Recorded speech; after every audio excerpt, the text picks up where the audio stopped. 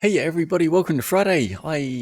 No blurry background today because I keep getting some feedback about that. And to one of my other followers, I've turned the auto white balance off. I've checked both pockets are buttoned up.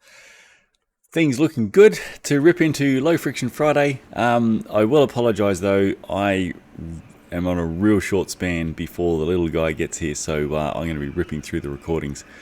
Let's get into, first off this week is a little media correction. Righty, another what I'm going to say is weird one from Cade Media. Someone has to talk to Cade Media about bicycle chains and chain lubrication and just how that whole area works, because I don't think they've got it yet, but they keep giving advice on it. So they recently did a video on, let's see what it was called. It was the 9 stupidest bike upgrades, and somehow fast chains got in there. Let's have a listen to what they have to say. Super expensive, low friction chains. Here's another one where your return on investment is very low. And it's a consumable. Perhaps it's a thing for race day, but on the whole, you're better off buying lots of cheaper chains and replacing them more often than dropping loads of money on one super fast chain, which, to be honest, you're going to start wearing out anyway. All of those gains go out the window when your nice fancy chain starts to get dirty and rusty. It's easy to get sucked into the data and the marketing claims, and I'm sure there's some very, very fast and well-made chains out there, but it's again a thing you want to save till last. Oh my lordy. Alrighty. So, firstly, let's just separate race prep chains versus non-race prep chains. What they pictured there was a race prep chain, and that's why it's so expensive. You do pay a lot more for what is known as, full race optimization prep, which is typically initially breaking the chain in by machine with the factory grease on, ultrasonic cleaning rounds to remove then the factory grease, waxing with a top wax of whichever brand is doing the race prep, breaking that wax in, and in some cases applying a race powder treatment of some sort as well. A huge amount of time and labor and extra steps goes into a full race optimization prep to make a chain as fast as is possible for race day, as opposed to just, somebody cleaning their chain of factory grease and replacing it with either a top wax or a top drip lubricant to have a great running chain. So the reason why that chain was very expensive was that is a full race prep chain. That's a Ceramic Speed UFO chain. For sure, you can make a case that, hey, why spend all that extra on a full race prep over not going race prep because the gains overall are marginal. That's a fair case to make, but at the end of the day, that's an individual choice to make. However, once we've separated that point, overall that chat really strays into, hey, look, fast chains just wear out fast anyway, or that treatment's going to be just done and there goes your fast chain. And you're better off buying a whole bunch of cheap ones and replacing them more frequently. All right, so just in general though, pretty much everything he said then was really wrong. And I don't get it. I don't get it. All right, in general, your higher tier level chains across all brands and group sets are going to be your longest lasting chains because they are the highest quality steel and they have the highest level of wear protections applied by that brand. So you generally get great benefit in terms of your chain longevity for going for the higher tier chains within that group set. There for sure can be, say, a diminishing return between spending, if it's a big jump to go from the second tier to the top tier. Like, is SRAM Red worth all that extra over SRAM Force? Is XX1 really worth all that extra over XO1? These are questions that are valid. However, pretty much across brands, the top couple of levels of chains are going to be the highest quality, best steel, best wear protection chains that brand offers. And there is usually great benefit with regards to that chain's longevity for going within at least the top couple of tiers within a particular group set. Again, it does vary by brand, but sometimes within brands and group sets, there can be a very big jump in, a very big decline in the wear life of the lower models. For instance, in SRAM Eagle, there is a massive wear life difference between a GX level chain and an XO1 level chain. XO1 level has SRAM's hard chrome, which is amazing with regards to wear life.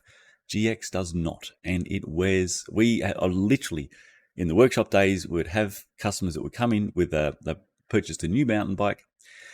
They've done literally 5 rides with that mountain bike just around the trails, nothing crazy on a GX chain, and in 5 rides, that chain has been at basically the 0.5% wear replacement mark.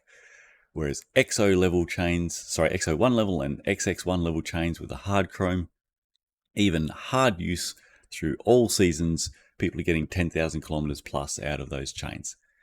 It is, I cannot overstate the wear life difference in that particular example. I don't have as much sort of data with regards to, say, Rival versus Force, because Force does have hard chrome treatment applied, Rival does not, and so on. Suffice to say, in general, the top tier or top couple of tiers within a particular brand's group set will be your longest lasting chains. They are not just the faster chains that then wear out really fast. I have no idea where the information that the faster chains are going to just wear out fast comes from. Believe it or not, what also has a rather monumental impact on your chain's wear life is your lubricant choice and lubricant maintenance. That goes along with that lubricant choice. If you choose a wet lubricant that absorbs contamination readily and becomes abrasive quite quickly, and you're riding off-road in the dirt and dust, and you also do very periodic maintenance, pretty much no matter what chain you purchase, you are going to rip through it. However, still, the higher level chains are going to offer more wear protection for that than the lower tier chains.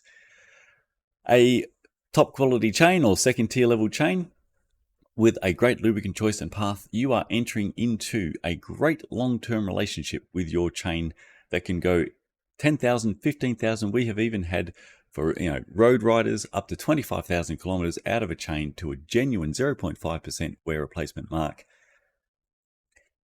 That's a grand old time for a very long time. So next, the advice of just buy cheap chains and buy them more often is terrible, terrible advice. I am sure there are some out there who are staying on top of their chain wear. They're checking all the time, and they're buying budget level chains and replacing them by the time they get to 0.5% elongation wear mark or a bit before, and that system works fine. But that is not the majority. We are a long, long, long way from getting most cyclists to be regularly checking their chain elongation wear. What happens when you run cheap chains, because they are the faster wearing chain, people get caught out with their cheap chain having ripped past the 0.5% elongation wear mark before they get around to checking it or having it checked by a bike shop. And then they can't just replace the chain. When they go to put a new chain on, their cassette and chainring teeth will have been eaten out by that too worn chain, because once you go past that 0.5% elongation wear, the chain is going to eat out your cassette teeth and chainring teeth to suit the ever-growing length of the chain. So it ends up just costing people more. It's just shit advice. It's your hardest working component. It is working like a bat out of hell.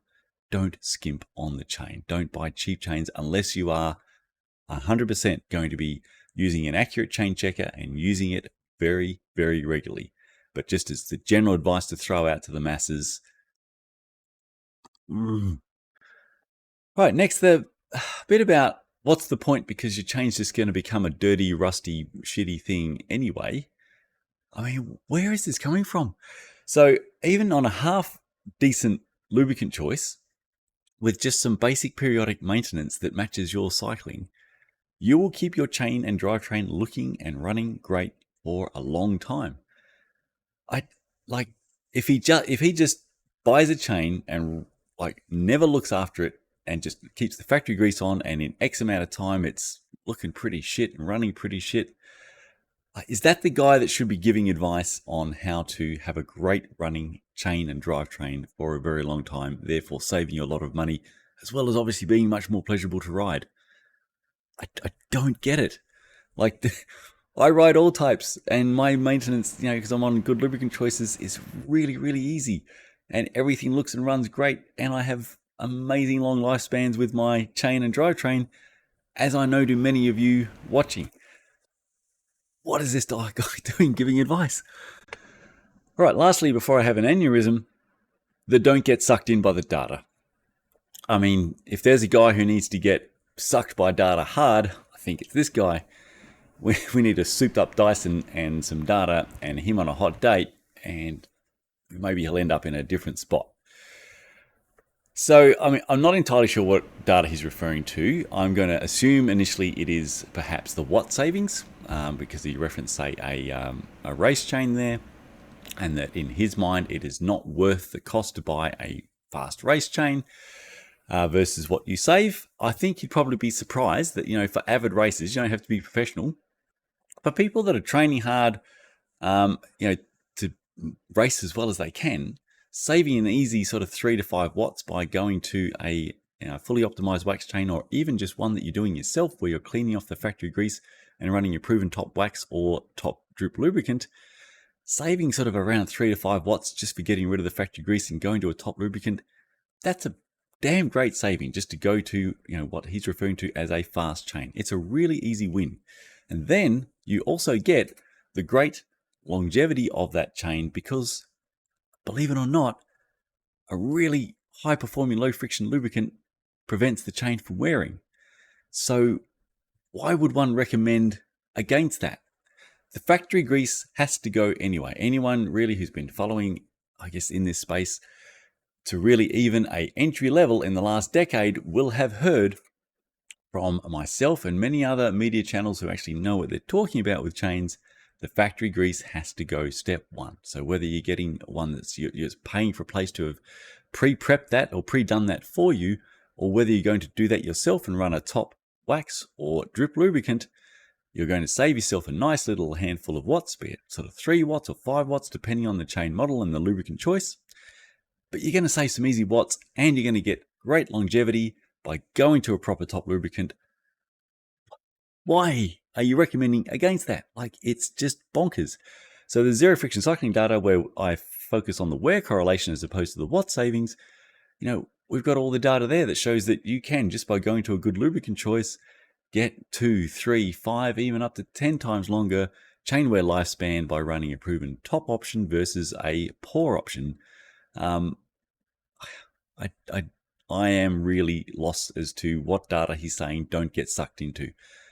The one that says you'll save a handful of watts as easy as just by your lubricant choice, or the one that says you'll get many times more the chain and drivetrain lifespan. Which data should you not get sucked into? Take your pick. But bugger me.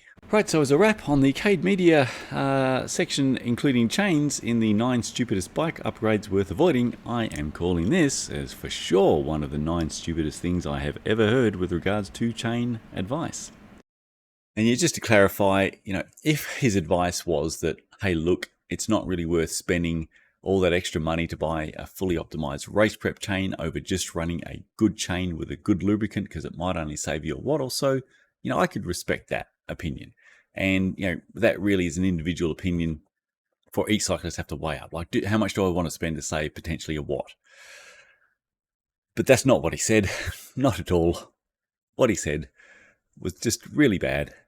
So yeah, remember the advice from here is run a good quality chain, typically at least second tier, run a good quality lubricant to go with it, and just do some good periodic maintenance that matches that lubricant and your cycling, and it is a great time for a long time, not just buying some cheap shit that you're going to clap out and let go like however the heck he's on about.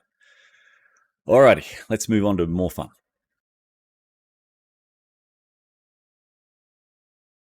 Right, while I'm having fun with nutty information, so inevitably we're going to get more and more people now that feel the need to jump in with comments of various conspiracies around capitalism and shilling and so on. But firstly, let me say thank you to the general level of comments and questions and thoughts and feedback on the channel is great. So we've got I really like the general culture of the comment section on the vids, and that's something that I'm obviously keen to have a good culture on my own channel. I don't want a train wreck dumpster fire sort of comments culture. Thankfully, I don't have to deal with many, and a lot of the ones I do have to deal with are in fact a little bit of fun to have a chat with them, because they make you feel really smart and really sane. But yeah, just for fun, because I don't get, because this comes up not just with me, but I see it come up on a lot of other channels as well, and in not just in cycling, but in other areas of life in the world.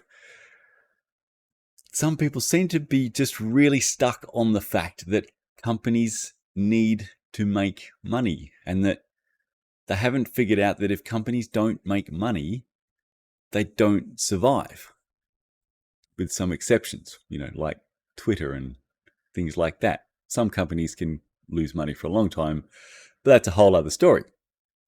Normal companies need to have products that suit consumers' wants and needs. They need to be able to sell those products to their consumers and hopefully, become a customer base. They have to sell them at a price that is viable for them to keep selling the product. It's not just the cost to manufacture the product. There's global distribution and marketing and admin staff and, customer support, insurance, future R&D and investment into other products that they hope to release going down the line. There are a whole lot of costs involved in running a business, such that at the end of all that work, you have money that you can pay staff and pay yourself, if you're the owner of the company or executives in the company, because you've been working hard to hopefully earn a living. It is not inherently evil for companies to wish to sell products that you want to buy, and for that company to, at the end of the day, make some profit margin from the sale of that product, so that they can eat and have a place to live and live a life. But some people seem to take real offense to that and have it in for anyone actually making any money, and I don't quite get that. So just for fun, because it's going to come up again, let's have a look at a couple of just stereotypical examples recently. We've got this cracker on last week's video covering the era of the wax tuning with the release of Silka's new speed chip and endurance chip. So whatever this person's handle is, Zygmunt the I won't even try. So he says, more Silka commercial in confidence dollars snake oil. The term is British brassneck. Unless they share their formula like Friction Facts did decades ago, we should treat it with the suspicion it deserves. Can somebody tell me just how many companies invest a lot of R&D into creating a new product that they then wish to sell, but then they go to market releasing the formula for that product that they just spent and invested all of their human capital and physical dollars capital to bring to the world, and that if they don't do that, it should be treated with suspicion? I'm waiting for Coca-Cola to release their formula. I don't believe KFC have released their 11 secret herbs and spices yet.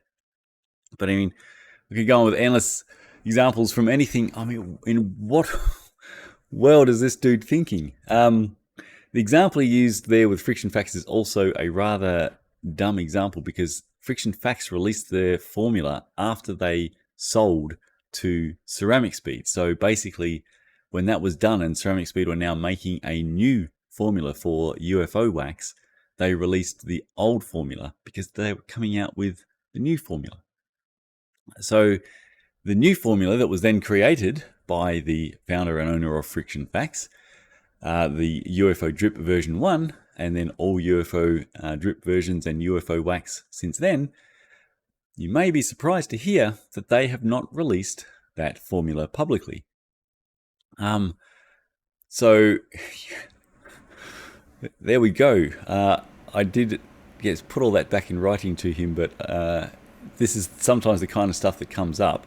Now the Silka shilling, let's talk about that one.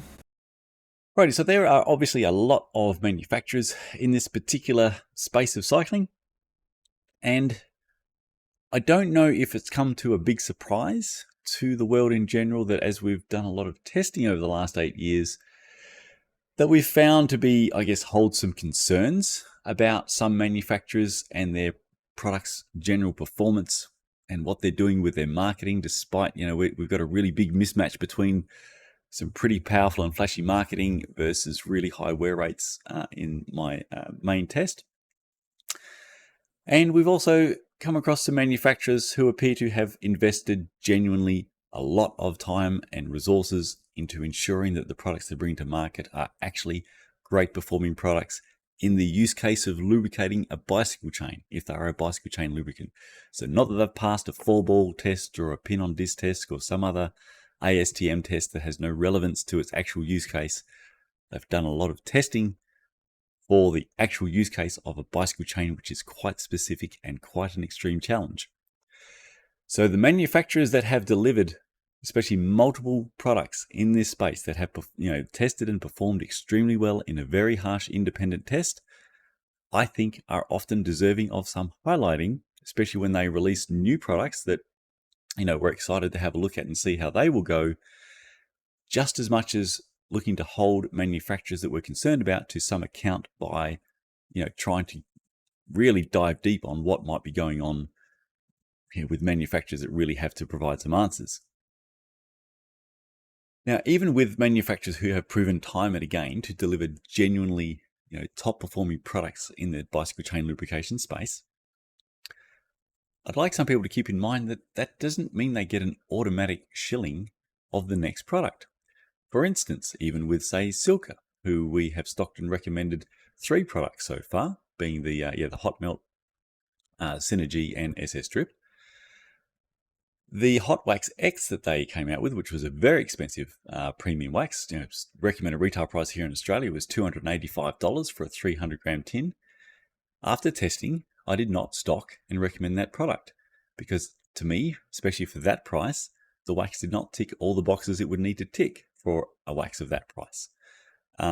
Really, at that sort of level, it pretty much needs its own halo hovering above the tin. But, the testing, we found that it was a really hard and long break-in.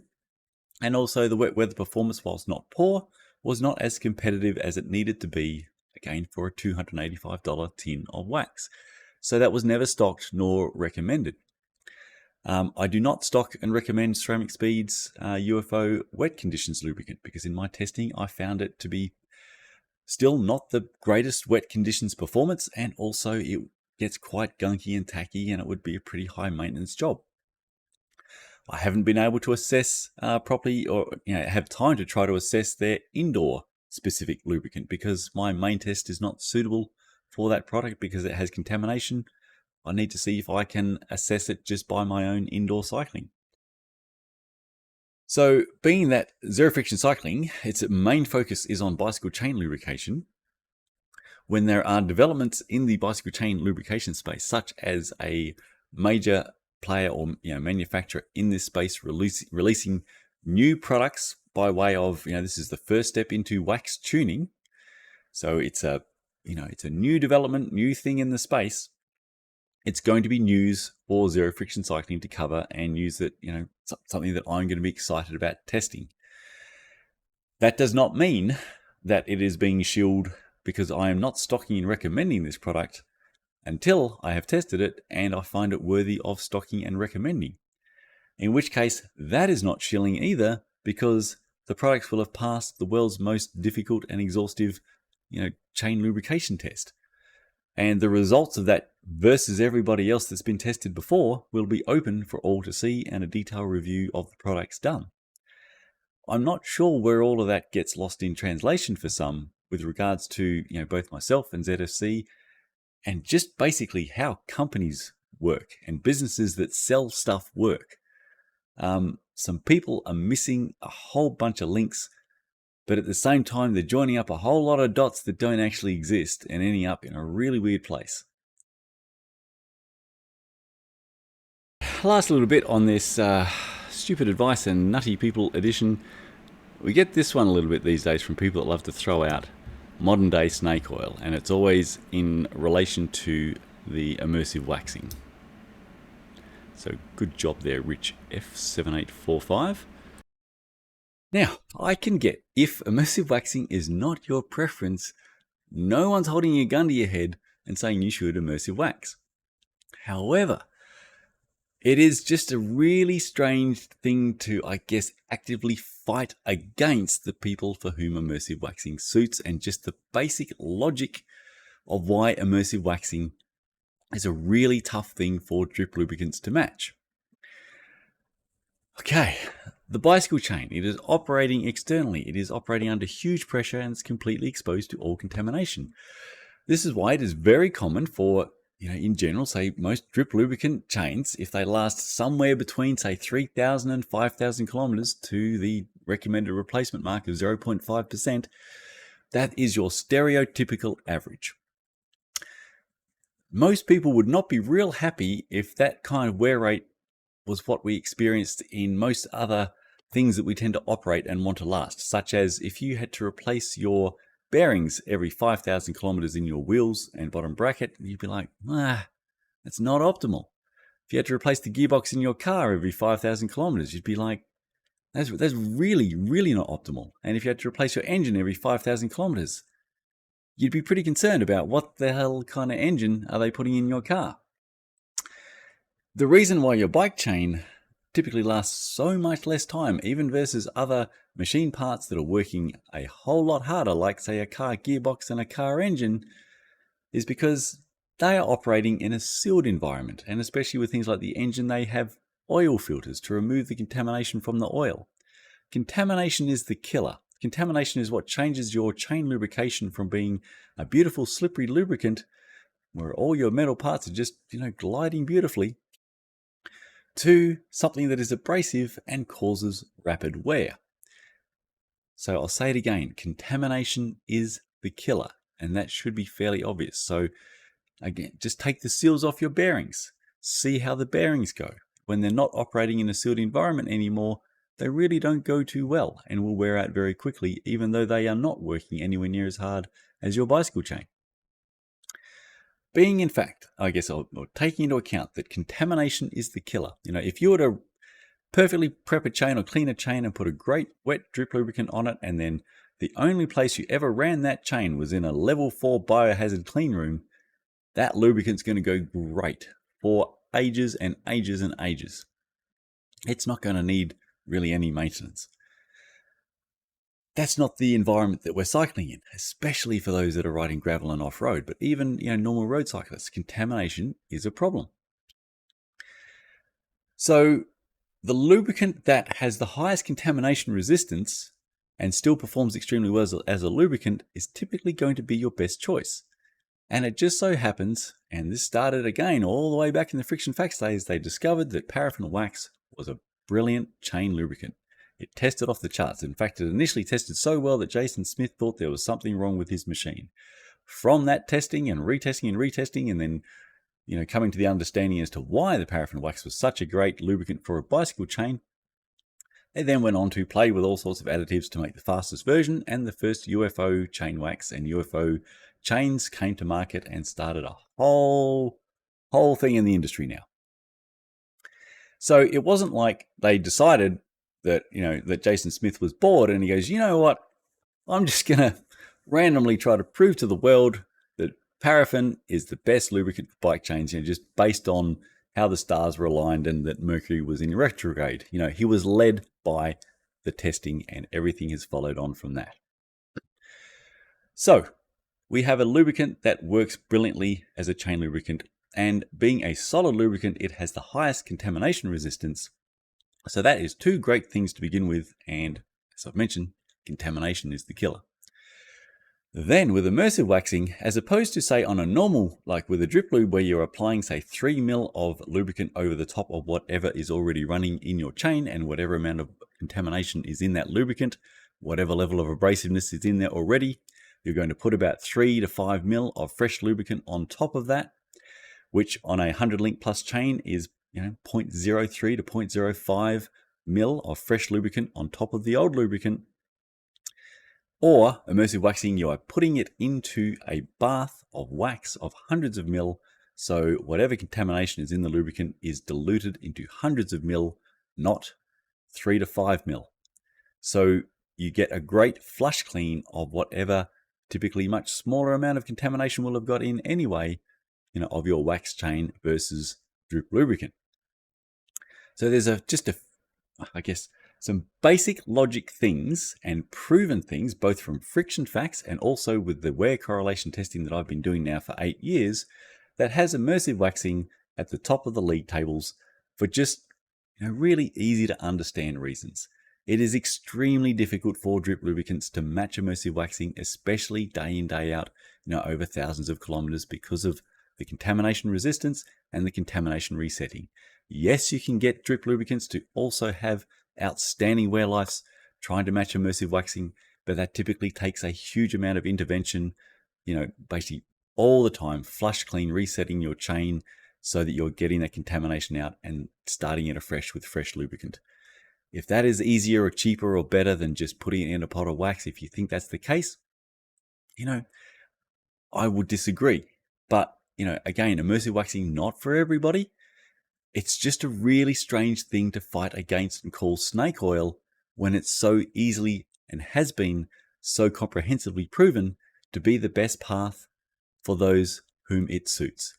I just find it such an odd thing to fight against calling immersive waxing snake oil versus the mountain of pretty shit wet lubricants that become an abrasive friction nightmare from some major manufacturers, mind you. And what are they doing to the average cyclist and their cost to run bills? I don't get the snake oil fight against immersive waxing. So yeah, some products are just really well suited to some applications, like rubber for tires. It's pretty well accepted that that's the way to go, based on performance testing and obviously a whole lot of data. And over time, we've got better and better rubber. Someone invented, well, by accident, but at least they came across to vulcanized rubber, and it was led by the performance results that was better. Were there people back in the day calling vulcanized rubber snake oil? Quite possibly. The places that hadn't yet figured out how to do that or couldn't get around a patent and had to sell non-vulcanized rubber, I'm sure were going hard against vulcanized rubber, despite the fact that it was provably, objectively, comprehensively better. And then we had, the addition of silica into the rubber compounds for much greater wear life again, performance in wet weather, and so on. Some things are just really well suited to a particular purpose.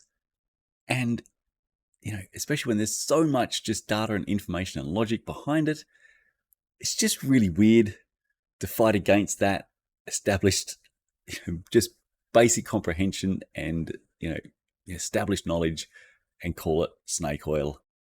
So I just wanted to cover that because it's, endlessly fascinating to me that is what comes up. I really find it amazing that immersive waxing is the thing that some people have to rail against, the rage against the machine. It's unreal. So it's coming up a bit more often, and I just thought I'd take you through that.